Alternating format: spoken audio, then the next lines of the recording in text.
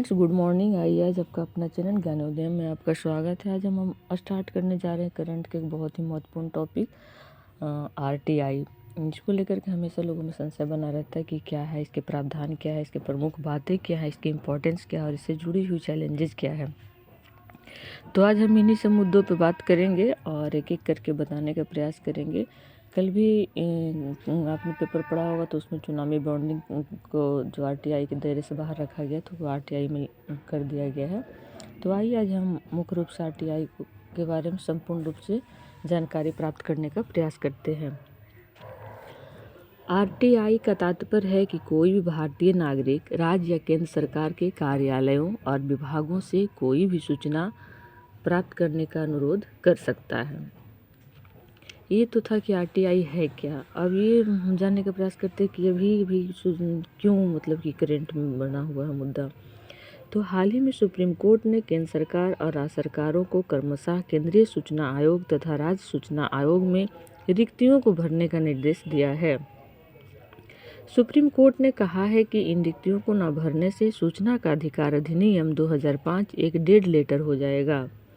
अंजलि भारद्वाज एवं अन्य बनाम भारत संघवाद 2019 में सुप्रीम कोर्ट ने अपने निर्णय में केंद्रीय सूचना आयोग और राज्य सूचना आयोगों में रिक्तियों को जल्द से जल्द भरने का निर्देश दिया था।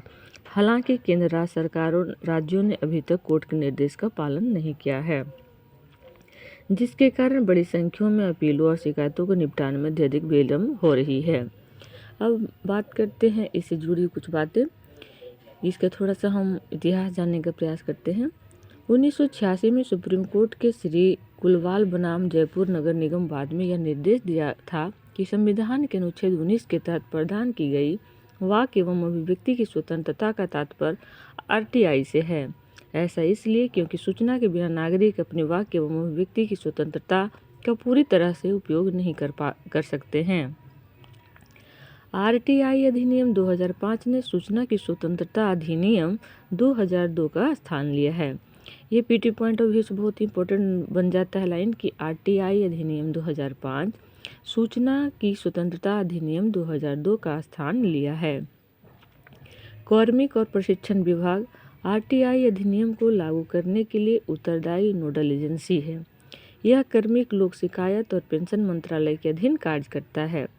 आरटीआई अधिनियम 2005 के मुख्य प्रावधान इस प्रकार हैं। धारा 2 सबसेक्शन एच लोक प्राधिकारी, जिसे पब्लिक अथॉरिटी भी कहते हैं, कि पब्लिक अथॉरिटी का तात्पर्य किसी ऐसे प्राधिकरण या निकाय या स्वायत्तशासी संस्था से है जिसे संविधान द्वारा या उसके अधीन स्थापित किया गया हो, संसद राज्य विधानमंडल द्वारा बनाए गए किसी अन्य कानून द्वारा स्थापित किया गया हो, सरकार द्वारा जारी अधिसूचना या आदेश के जरिए स्थापित या गठित किया गया हो, जिसे निम्नलिखित रूपों में देखा जा सकता है। ऐसी संस्था जो सरकार के स्वामित्व में या नियंत्रण में है या जो प्रत्यक्ष या अप्रत्यक्ष रूप से सरकार से वित्त पोषित है, जिसे आर्टिकल 12 में भी हम देख सकते हैं कि राज्य की परिभाषा वहाँ दी गई है कि उसमें कौन कौन से राज्य के अंतर्गत आते हैं। ऐसे गैर सरकारी संगठन जो सरकार द्वारा प्रत्यक्ष या अप्रत्यक्ष रूप से उपलब्ध कराए गए हैं फंड से वित्त पोषित हो। धारा 4 सबसेक्शन 1 सबसेक्शन बी, इसके तहत ऐसी सूचनाओं की सूची प्रदान की गई है जिसका लोक प्राधिकारियों द्वारा स्वतः संज्ञान या अग्रशकीय आधार पर प्रकटीकरण किया जाना चाहिए। धारा 6 सबसेक्शन 1, कोई व्यक्ति जो इस अधिनियम के तहत कोई सूचना प्राप्त करना चाहता है उसे केंद्रीय लोक सूचना अधिकारी या राज्य लोक सूचना अधिकारी को लिखित रूप से या इलेक्ट्रॉनिक माध्यम से अनुरोध करना होता है। धारा 7, इसके तहत राज्य लोक सूचना अधिकारी को सूचना प्रदान करने के लिए अधिकतम समय सीमा तय की गई है। धारा 8, इसके तहत कुछ मामलों में सूचना के प्रकटीकरण से छूट प्रदान की गई है।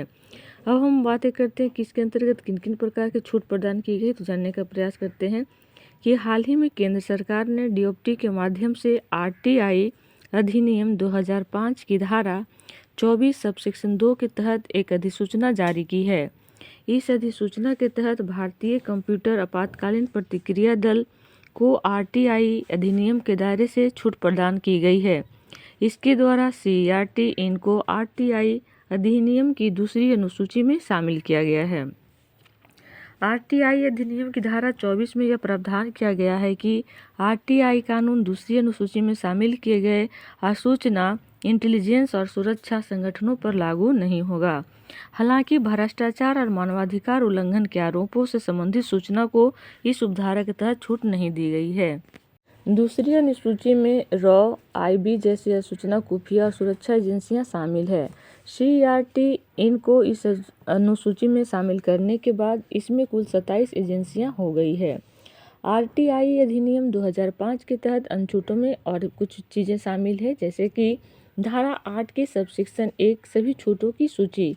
ऐसी सूचना जिसे प्रकट करने से भारत की संप्रभुता और अखंडता, राज्य की सुरक्षा, रणनीति, वैज्ञानिक या आर्थिक हित, अन्य देशों के साथ संबंधों पर प्रतिकूल प्रभाव पड़ता हो या किसी अपराध को बढ़ावा मिलता हो। ऐसी सूचना जिसे प्रकट करने से न्यायालय की अवमानना होती हो। ऐसी सूचना जो संसद या राज्य विधानमंडल के विशेषाधिकारों का उल्लंघन करती हो। ऐसी सूचना जो वाणिज्यिक गोपनीयता, ट्रेड सीक्रेट या बौद्धिक संपदा से जुड़ी हुई हो, जिसे प्रकट करने से किसी तीसरे पक्ष की प्रतियोगी स्थिति को नुकसान होता हो। हालांकि यदि सक्षम प्राधिकारी को यह लगता है कि लोकहित में ऐसी सूचना प्रकट करना जरूरी है, तो वह ऐसी सूचना प्रकट करने की अनुमति दे सकता है। किसी व्यक्ति को उसकी विश्वसनीय संबद्धता से संबंधित सूचना के मामले में। हालांकि यदि सक्षम प्राधिकारी को यह लगता है कि लोकहित में ऐसी सूचना प्रकट करना जरूरी हो, तो ऐसी सूचना प्रकट करने की अनुमति दे सकता है। किसी विदेशी सरकार से विश्वास पर प्राप्त सूचना। ऐसी सूचना जिसे प्रकट करने से किसी व्यक्ति का जीवन या शारीरिक सुरक्षा खतरे में पड़ सकता हो या पड़ सकती हो। ऐसी सूचना जो अपराधों की जांच या गिरफ्तारी या अभियोजन की प्रक्रिया में बाधा उत्पन्न करती हो। मंत्रिमंडल के दस्तावेज जिसमें मंत्रिपरिषद, सचिवों और अन्य अधिकारियों के विचार विमर्श के दस्तावेज शामिल होते हैं। ऐसी सूचना जो किसी की व्यक्तिगत सूचना से संबंधित हो, जिसे प्रकट करने का किसी सार्वजनिक क्रियाकलाप, हित या कोई संबंध न हो, जिससे निजता का अनावश्यक उल्लंघन होता हो।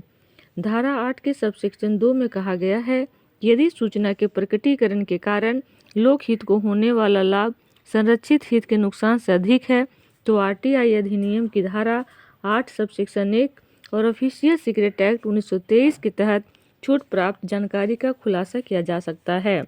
तो अब तक हमने देखा कि RTI क्या है, ये हाल के दिनों में सुर्खियों में क्यों रहा है, और इससे जुड़े हुए मुख्य प्रावधान क्या क्या रहे, और इस प्रावधान से जुड़े हुए कहाँ कहाँ RTI नियम को लागू नहीं किया जा सकता है, अर्थात छूट प्रदान की गई है, जिसे अब तक हमने देखा।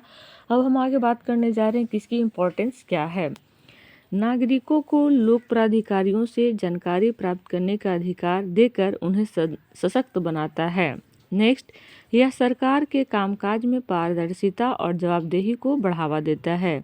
नेक्स्ट, भ्रष्टाचार को कम करने और लोकतंत्र को वास्तविक अर्थों में लोगों के लिए उपयोगी बनाने में मदद करता है। बेहतर संचार के जरिए सरकार व लोगों के बीच संबंधों को मजबूत बनाता है। सरकारी रिकॉर्ड डेटाबेस के प्रबंधन में सुधार करने में सहायता करता है। सरकार की कार्यप्रणाली के संबंध में नागरिकों में जागरूकता बढ़ाने और संसदीय लोकतंत्र को मजबूत करने में भी मदद करता है। तो ये रहे RTI अधिनियम से जुड़ी महत्वपूर्ण बातें, अर्थात इसके इम्पोर्टेंस। अब हम बात करते हैं इससे जुड़ी हुई चुनौतियाँ। रिकॉर्ड का खराब रखरखाव। RTI आवेदकों के कई कारणों से सूचना देने से इनकार कर दिया जाता है, जैसे कि रिकॉर्ड की कमी, रिकॉर्ड के उचित प्रारूप में नहीं है, या गुम हो गया या जला दिए गए आदि। विशेषकर उन मामलों में सूचना देने से इनकार कर दिया जाता है जब इमारतों, भूस्वामित्व और अधिकारियों के स्थानांतरण पर सूची मांगी जाती है। अब संरचना और कर्मचारियों की कमी। कॉमनवेल्थ ह्यूमन राइट्स स्टडी के अनुसार 2012-13 और 2018-19 के बीच RTI याचिकाओं की कुल संख्या में 83% की वृद्धि हुई है। ये बहुत ही महत्वपूर्ण डेटा है, इसे आप लोग हमेशा याद रखेंगे कि कॉमनवेल्थ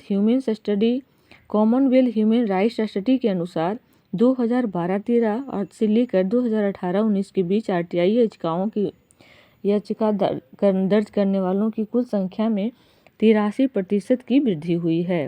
हालांकि उन्हें संभालने के लिए निर्धारित CPIOs की संख्या में केवल 13% की ही बढ़ोतरी हुई है। यह बढ़ते RTI आवेदनों को संभालने हेतु कर्मचारियों की कमी को उजागर करती है। इसके अलावा मणिपुर, छत्तीसगढ़, महाराष्ट्र, बिहार और पंजाब में सूचना आयुक्त CIC के बिना काम कर रही है। अत्यधिक विलंब और देरी। देश के कई आयोगों में अपील और शिकायतों के कारण मामलों के निपटान में अत्यधिक देरी हुई है। इससे RTI कानून निष्प्रभावी हो गया है। सतर्क नागरिक संगठन के एक अध्ययन के अनुसार जून 2022 तक लगभग 3.14 लाख अपीलें और शिकायतें लंबित थी। धमकी और हिंसा। पिछले 15 वर्षों में RTI आवेदन दायर करने वाले 80 से अधिक लोगों की हत्या कर दी गई, जबकि 175 अन्य लोगों पर हमला किया गया। इसके अतिरिक्त कई आवेदकों को उत्पीड़ित किए जाने की सूचनाएं भी दर्ज की गई है। जागरूकता की कमी। RTI अधिनियम के लागू होने के बाद से इस अधिनियम के तहत अपने अधिकारों के बारे में जनता के बीच जागरूकता की कमी रही है। इस कारण से विशेष रूप से ग्रामीण भारत में इस कानून का कम उपयोग हो पा रहा है। ये रही इस टॉपिक से जुड़े कुछ चैलेंजेज। अब हम देखते हैं कि भविष्य में इसमें क्या सुधार की आवश्यकता हो सकती है। तो आइए एक करके उसे देखते हैं। सबसे पहले कि रिक्तियों को भरना, जागरूकता बढ़ाना, सुरक्षा पर ध्यान देना, प्रशिक्षण देना इत्यादि। रिक्तियों को भरना। लंबित मामलों को शीघ्रता से निपटान करने तथा बढ़े हुए कार्यभार को प्रभावी ढंग से प्रबंधित करने के लिए CIC और ICS की संख्या में वृद्धि करनी चाहिए। इसके अलावा 2019 में दिए गए सुप्रीम कोर्ट के आदेश के अनुसार रिक्त पदों को 3 माह के भीतर भरा जाना चाहिए। जागरूकता। नागरिकों को उनके अधिकारों, आवेदन करने के तरीके और पारदर्शिता एवं जवाबदेही के लाभों के बारे में शिक्षित करने के लिए व्यापक जागरूकता अभियान चलाया जाना चाहिए। इसके साथ ही इसे स्कूल, कॉलेज पाठ्यक्रम का हिस्सा बनाया जाना चाहिए। सुरक्षा। लोकहित में सूचना का प्रकटीकरण करने वाले व्हिल्स ब्लोअर की सुरक्षा हेतु कानूनी प्रावधानों को मजबूत करना चाहिए। साथ ही सूचना प्रदान करने के लिए एक सुरक्षित परिवेश का निर्माण करना RTI अधिनियम की सफलता के लिए आवश्यक है। प्रशिक्षण। सरकारी अधिकारियों के RTI अधिनियम के प्रावधानों से अवगत कराने के लिए प्रशिक्षण कार्यक्रम आयोजित करना चाहिए। तो ये रहे कुछ इसके भविष्य में सुधार करने की बातें। तो आज का टॉपिक बहुत ही महत्वपूर्ण रहा, RTI से जुड़े ही। और इससे संबंध RTI की जानकारी होने से होता है कि आपको कहीं किसी चीज़ के बारे में जानकारी लेना हो तो संबंधित डिपार्टमेंट से आप जानकारी ले सकते हैं, जिसे हम RTI कहते हैं। तो इसी के साथ आज हमारा उत्तर प्रारूप समाप्त होता है। जय हिंद, जय भारत।